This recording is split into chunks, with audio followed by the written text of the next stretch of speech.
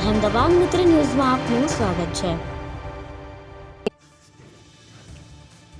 ગાંધીનગરના સરગાસણમાં હચમચાવી નાખનારી ડબલ મર્ડરની ઘટનામાં પોલીસે મહત્વની કાર્યવાહી હાથ ધરી છે।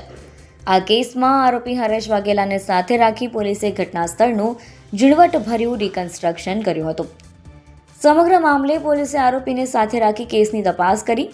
પત્નીએ મરી જવાની વાત કરતા આવેશમાં આવી પતિએ લોખંડના રોડથી હુમલો કર્યો અને દુપટ્ટાથી ગળું દબાવી તેની હત્યા કરી દીધી। ઊંઘમાંથી જાગેલા 4 વર્ષીય પુત્રને પણ માથામાં સળીઓ મારી મોતને ઘાટ ઉતાર્યો। ઇન્ફોસિટી પોલીસે આરોપીની ધરપકડ કરી છે। આરોપીને તેના ઘરે લઈ જઈને રિકન્સ્ટ્રક્શન કર્યું। ગાંધીનગરના સરગાસણમાં શ્રીરંગ નેનોસિટી 1માં પત્ની પુત્રની નિર્મમ હત્યા કરનાર પતિની પોલીસે ધરપકડ કરી લીધી છે। ઓનલાઈન 3 પત્તી રમી સર્કલ ગેમ રમવાની લતમાં 4 લાખનું દેવું થઈ જવાને કારણે દંપતી વચ્ચે ઘર કંકાસ ચાલતો હતો।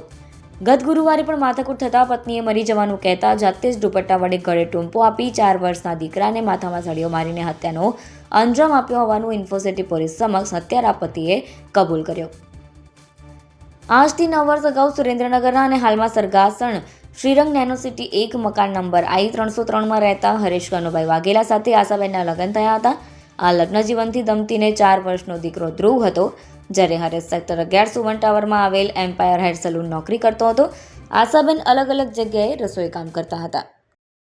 અહેમદાબાદ મિત્ર ન્યૂઝની યુટ્યુબ ચેનલને સબસ્ક્રાઇબ કરો અને બેલ આઇકોન જરૂરથી દબાવો, જેથી દરેક મહત્વના વિડીયોની નોટિફિકેશન તમને મળતી રહે।